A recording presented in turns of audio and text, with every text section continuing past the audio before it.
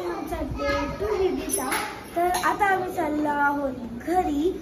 त्रिवाला backpack ready आहे, चलो तर जाऊया। मग आता आम्ही हे सरेंडर सुद्धा रेडी आहे। चला चला चला। तर आम्ही 2-3 जागा सुद्धा कव्हर करणार जाता जाता, तर त्यासाठी पूर्ण ब्लॉग नक्की बघा आणि आजच्या ब्लॉग मध्ये खूप मजा येणार आहे। चला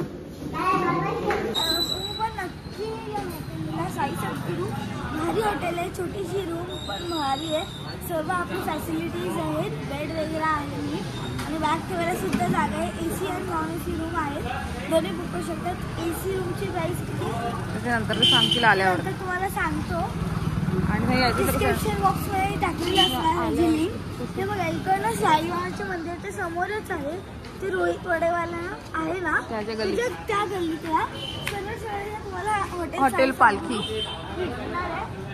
हे बघ इथे हॉटेल पालखी लिहिली, त्या बाजूला आहे हॉटेल साई सद्गुरू।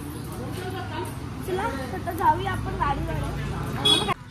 फायनली आता आम्ही चाललो आहोत। चला आता मध्ये आम्ही नाशिकला हे फिरायचा विचार केलेला आहे, तिकडे बघूया कोणती कोणती जागा आहे। चला बाबा आता आम्ही इथे कोणते मंदिर सिन्नरला आलो। सिन्नरला आलोय बाबा। कोणतं मंदिर? कोंडेश्वर।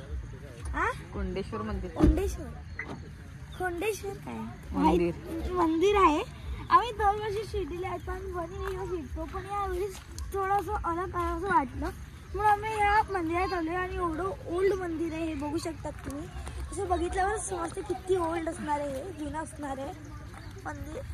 छान वातावरण खूप मस्त आहे ना, एकदम थंड आहे, गरम बिलकुल होत नाहीये।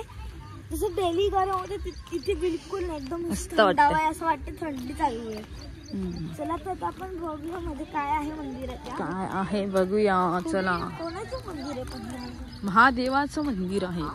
हो जाऊया महादेवाच्या मंदिरात। चलो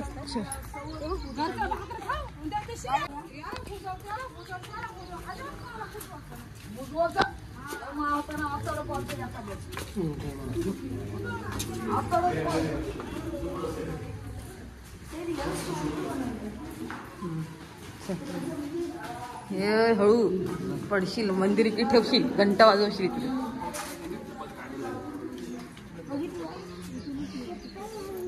पूर्ण तळाव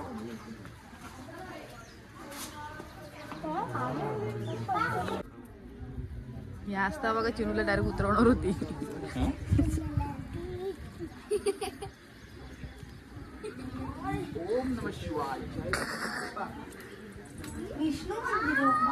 सगळे वेगवेगळे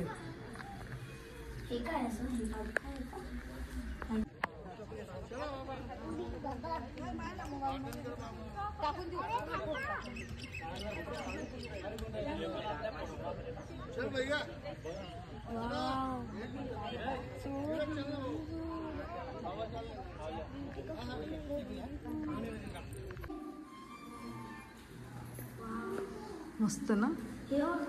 बघ तुला दाखवायला आणलो मी।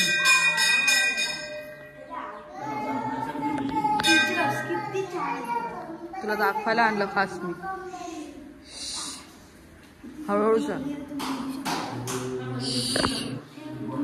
हळूहळू चाल।